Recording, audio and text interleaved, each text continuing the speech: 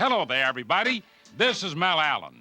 Time's running short in the pennant race, so watch your step.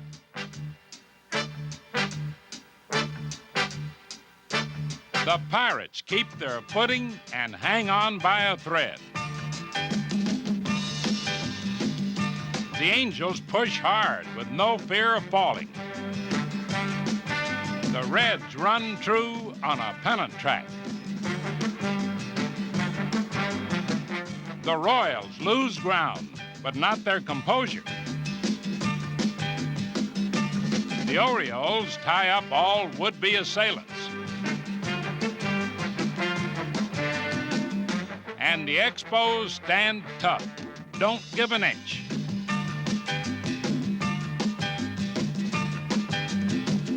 All coming up on This Week in Baseball. Brought to you by Gillette. When it comes to personal grooming, most people come to Gillette. Atra Invitation. It's Gillette's best shave at a buy-now price. I got an invitation, but not in the mail. I grab my invitation every morning without fail. I'm shaving close and comfortable, on that you can bet, since I got an invitation from Gillette.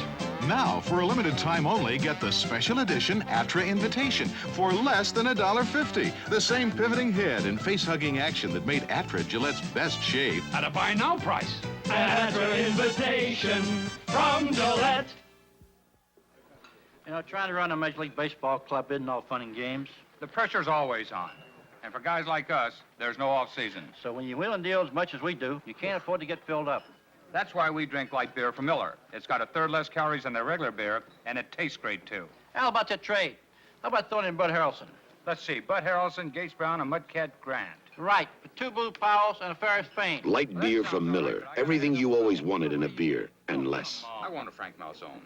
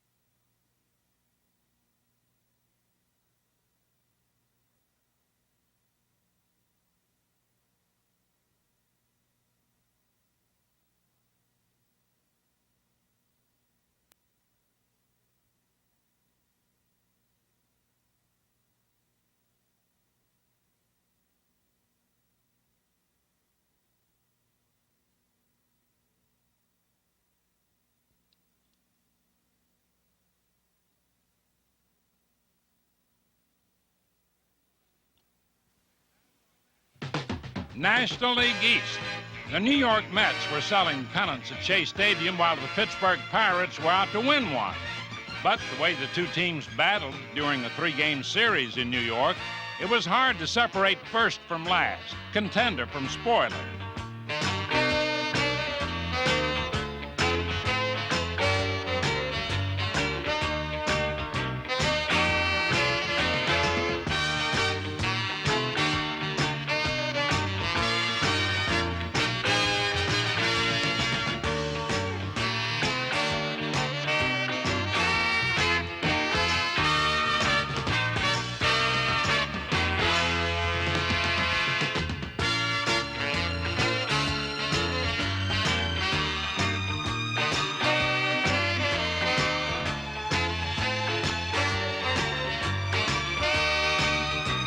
The Mets put all the pressure on the first-place Pirates, but the Bucks are a tough team to move out, especially in September.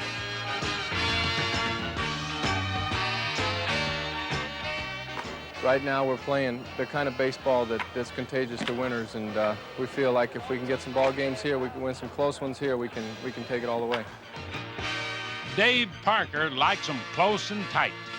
After striking out 4 times, he got the game breaker in the 14th inning of the first game, his 12th winning RBI of the season.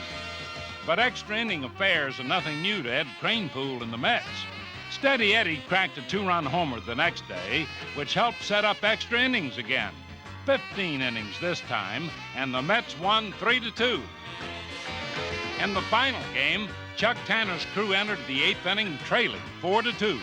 But then they went to work, staging a clutch rally. Former Pirate shortstop Frank Tavares made only his 3rd error in 53 games, but it sure hurt. The Bucs scored 3 runs, took a 5-4 lead, but the Mets quickly tied it. Then came the 9th, and that man Dave Parker was there again to muscle it and hustle it.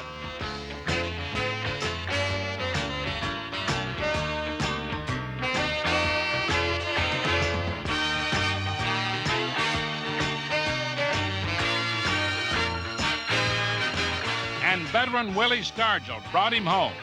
Pittsburgh winning for the 23rd time in its final at bat. Little wonder this is a confident ball club.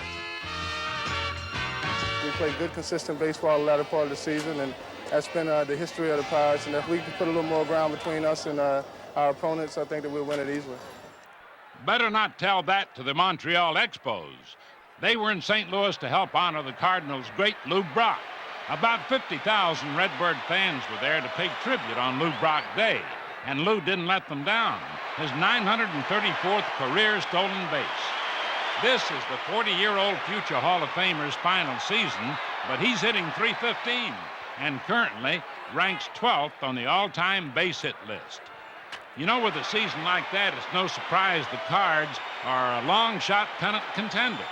But even long-shot hope suffered when Montreal took 2 out of 3, dropping St. Louis 8 games behind Pittsburgh. And while manager Ken Boyer could only pray for a miracle finish, similar to that of the '64 Cardinals, the Expos, thanks to St. Louis miscues, stayed hot in pursuit of Pittsburgh, only 1 game back. In the final game, Larry Parrish, the Expos' top hitter with a .312 average, helped keep his team on the move with RBI number 65. Teammate Ellis Valentine went 3 for 3, driving in his 75th run, and the Expos won for the 12th time in 13 games. After Montreal lost first place to the Pirates back on August 5th, it was assumed the young Expos would fall out of this thing completely. But then who would know that 39-year-old reliever Woody Fryman would be getting the tough outs in September? Fryman pitched 3 hitless innings to record his 9th save. The Expos' elder statesman has pitched for 6 teams and never won a pennant. Neither has Montreal, but this year could be a first. As for the Cincinnati Reds, their first-place battle with Houston has been a game of musical chairs. Plenty of pennant excitement in the Queen City. As for old rival Los Angeles, it's been nothing but Dodger blues. But former L.A. manager Walter Alston was on hand in Cincinnati to watch a Dodger team that is no longer letting ball games slip away.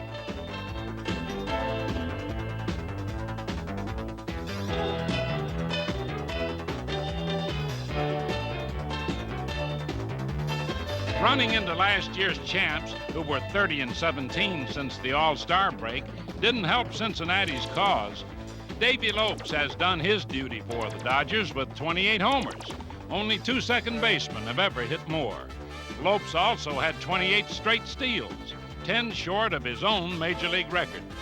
Other Dodgers, like Ron Cey, have also played well. The only trouble is, numbers like Cey's 25 homers and 70 RBIs only started winning games in the second half. Too late to win a pennant, but not too late to spoil one for somebody else. Steve Garvey, closing in on his 5th 200-hit season, slammed home run number 24, RBI number 94, to beat the Reds in the last game of the series, winning 2 out of 3 and knocking Cincinnati out of first place.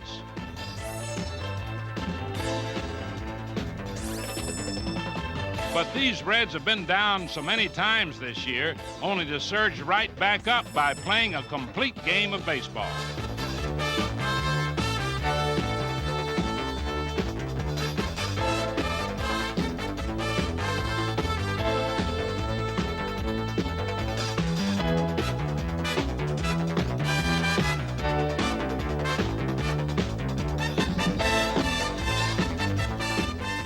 Reds are favored because of experience, but we'll need that and more to deny the Astros an orange October. Now it's time for this week's Volkswagen quiz. Lou Brock of the St. Louis Cardinals recently became the 42nd man in baseball history to have his uniform retired. Two of these legendary greats have had their uniforms retired twice. Can you name them? Stay tuned. Volkswagen will ask you again. That Volkswagen Rabbit really handles. Is that why you're driving it? Not really. Well, is it because it can go from 0 to 50 in 8.3 seconds? But then why are you driving a Rabbit? Because it has more headroom than my Rolls Royce. Is that such a big deal? It is. If you're Will Chamberlain. Volkswagen does it again.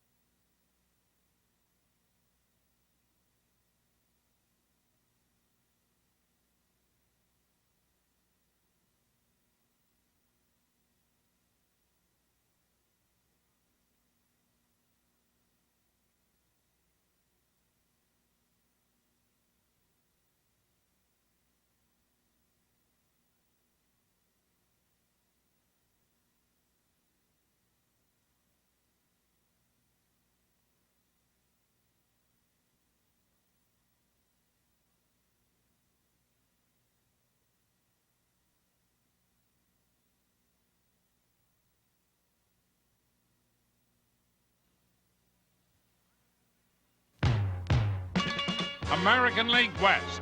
For Kansas City, time was running short, but the Royals' chances were still looking pretty fair as they started a 3-game series in Seattle, trailing California by 3 in the standings. The Mariners caught the Royals off guard in one game, but George Brett and company won the other 2 and remained confident. Leading the league in total hits, doubles, and triples, while ranking second in batting average and runs scored, George Brett was hitting close to 360 since the All-Star break, as the Royals were winning 32, losing 22, getting back in the race. It seemed like after the All-Star game, the pitching came along. When the pitching came along, we started getting more timely hits. The defense came along, and now we're playing the best ball of the season so far for us. And we made up, I think, 8.5, 9 games since the All-Star game. So I think we're in pretty good shape for the playoffs right now. Though the Royals started slowly this September, they have a great history in the stretch run. Last season, 21-10. The year before, 26-6. They finished a 10-game road trip on a winning note and then prepared for 14 of their final 20 games at home. Twice as many home games as the Angels and against lesser opposition. Rookie Craig Chamberlain, brought up from the minors in August, won 4 of his first 5 with a 2.57 earned run average. A contribution well appreciated by the Kansas City pitching staff, a staff which needs all the help it can get. I've said all along that pitching is going to tell the story of the 3 top clubs, and so far pitching has told the story. Our pitching has come around the last week or so, and we won ball games as a result. So that's an indication of good things to come, in my opinion. Left-hander Larry Gura has also helped the pitching problem.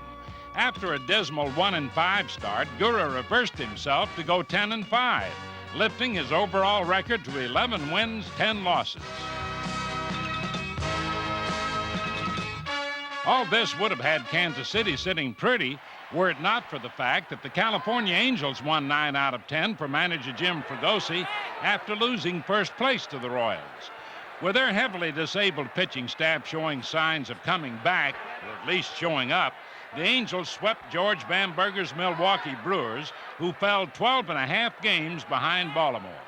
Still, Gorman Thomas couldn't be stopped from extending his lead in the home run derby, blasting 2 homers, numbers 39 and 40, to give him a little breathing room ahead of Fred Lynn and Jim Rice. But just about anything the Brewers couldn't put out of the park, the Angels managed to stick in their glove pockets. Rod Carew at first base.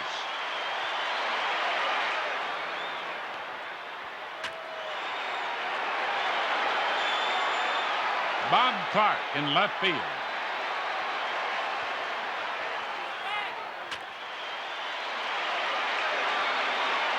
And Dan Ford in right field.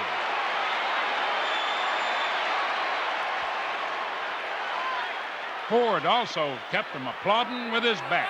6 RBIs in the 3-game sweep, raising his total to 91, a career high. However, scoring has not been the California problem. Pitching has. Nolan Ryan's 15th win of the year, plus Frank Tanana's first in 3 months, helped lift the Angels' spirits as well as their first-place lead. But for the showdown, the Angels and Royals battled 7 more times. Meanwhile, in the East, the first-place Baltimore Orioles traveled to Boston's Fenway Park for a 4-game series against the Red Sox. A series long anticipated, but a race nearly dissipated by the Orioles' big lead. Boston trailed by 11.5, but both teams played it to the hilt.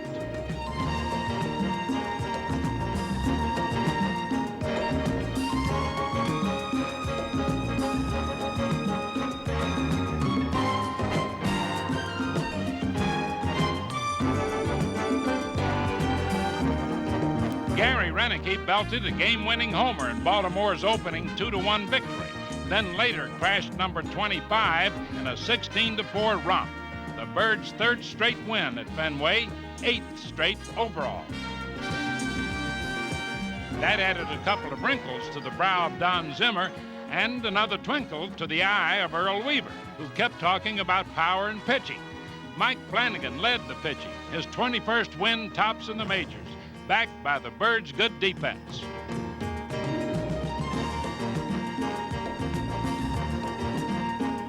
Reliever Don Stanhouse, nicknamed Full Pack by teammates because his bases on balls turned Weaver into a chain smoker, recorded his 17th save. The Orioles' pitching success is no great surprise, but their power attack often is. Rick Dempsey, who had hit only 5 homers all year, batting with the bases loaded. And there it is, going, and it's gone for a grand slam. And gone from the race, Boston, New York, and Milwaukee, as Baltimore aims for the best record of the decade. And now back to this week's Volkswagen quiz, brought to you by the 79 Rabbit, Dasher, and Scirocco. Volkswagen does it again. Casey Stengel was one of 2 baseball greats to have his uniform retired twice, first by the Yankees, then by the Mets. If you don't believe it, you can look it up. The other, Hank Aaron, by both the Braves and Brewers. Next week, Volkswagen will ask you again. I got an invitation, but not in the mail. I grab my invitation every morning without fail. I'm shaving close and comfortable, on that you can bet, since I got an invitation from Gillette. Now, for a limited time only, get the special edition Atra Invitation for less than $1.50. The same pivoting head and face-hugging action that made Atra Gillette's best shave. At a buy now price. Atra Invitation from Gillette. Hello, everybody. This is Mel Allen. How'd you like to win $5,000 in a 1-week all-expense-paid trip for 2 to spring training? Well, you can by entering the Roll-Age Relief Man Sweepstakes. Just pick up an entry blank and official rules at participating stores featuring any of these special Roll-Age displays. It's easy. Anyone can enter. No purchase necessary. Make sure your entry is received by January 3rd, 1980. And good luck. Hope to see you at spring training.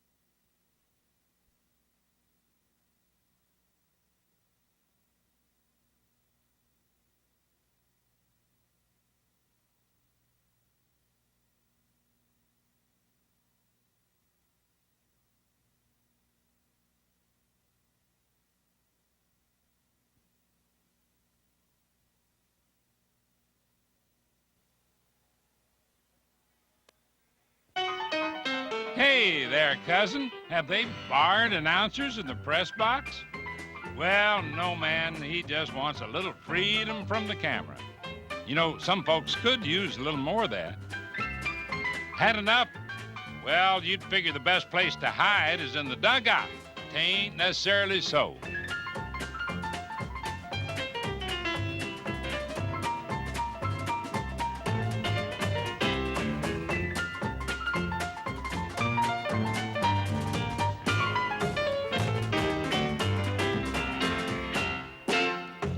Come on, guys, stop hiding. The girls want to get a look, too. Even on the field, the guys sometimes wish the girls just weren't watching. Huh, there goes another one. Keep the music rolling, man.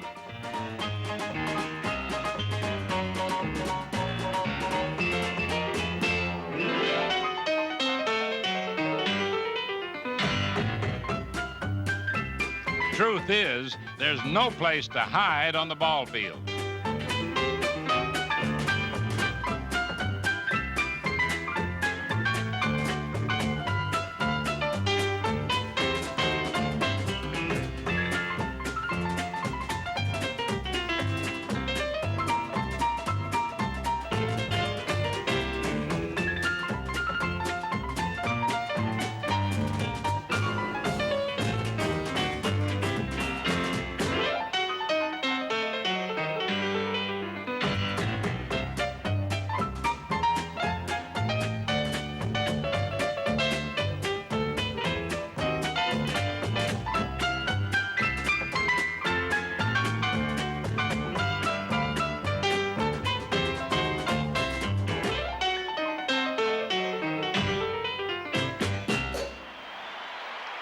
Honey, he ain't ever going to come out, so please go back to your seat while we go back to the field to take a look at some of baseball's most underrated players, never all-stars. First up, Bill Robinson of Pittsburgh. The past 3 years, Robinson averaged 20 homers, 83 RBIs as a part-time player. And playing part-time again this year, 23 homers, 65 RBIs. On an underrated team, Cubs center fielder Jerry Martin is possibly the most underrated. In previous years with the Phillies, Martin was used primarily as the defensive replacement, and it's not hard to see why. Not only a top outfielder, but a .280 hitter this season with 17 homers, 68 RBIs. In Milwaukee, the power of Ben Oglivie is often overlooked. Oglivie hit 3 homers in one game this year, 25 in all, with 71 RBIs, and averaged 18 homers the past 3 seasons without a steady position.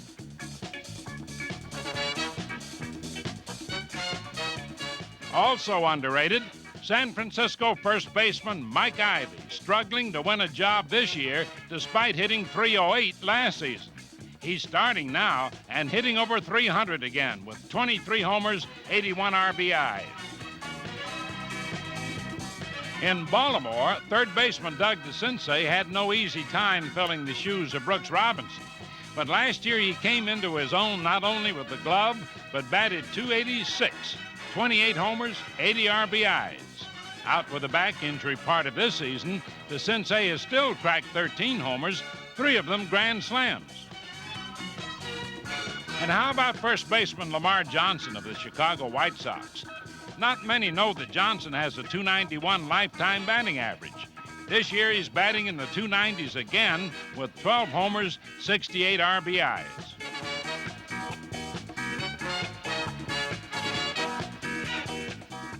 On the mound, the Cardinals' Pete Vukovich hasn't turned many heads other than his own.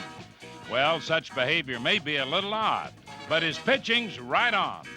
A .500 record for expansion Toronto was followed by 12 wins and a 2.55 ERA for the Cards last year, and 13 wins so far this year, proving the Vuk is no fluke.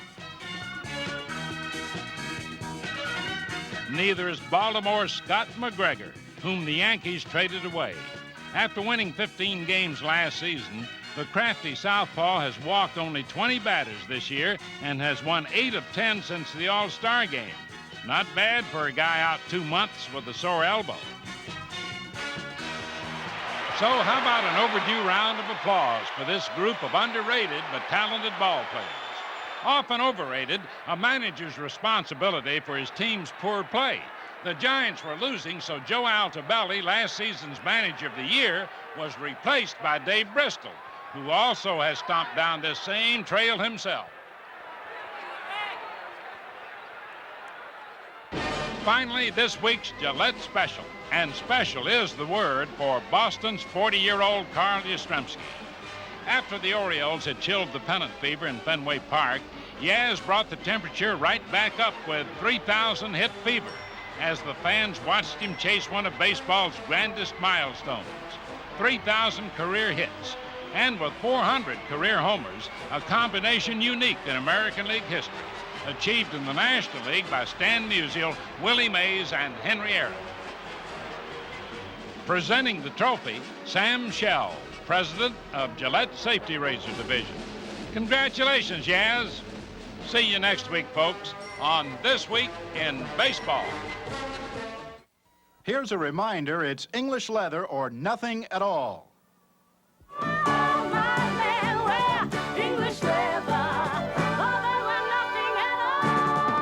English leather cologne for men.